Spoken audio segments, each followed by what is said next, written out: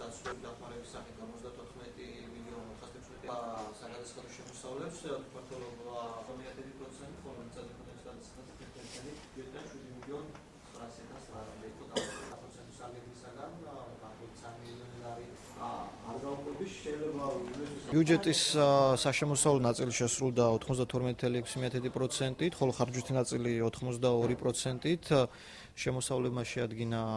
88.162.000 ლარი, ხოლო ხარჯვითმა ნაწილმა დაახლოებით 85.600 ლარი, რაც შეეხება შეუსრულებელი ღონისძიებების მოცულობას, დაახლოებით 21 მილიონი ლარი შეადგენდა, აღნიშნული თანხა ადგილობრივ ბიუჯეტის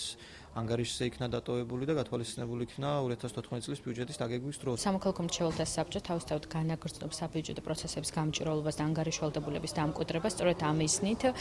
საკრებულოსთან და მერიასთან ერთად სამოქალაქო მრჩეველთა საბჭომ საზოგადოების სხვადასხვა წევრების წარმომადგენლებთან და მერიის და საკრებულოს წარმომადგენლებთან ერთად განიხილა 2013 წლის ბიუჯეტის შესრულების ანგარიში.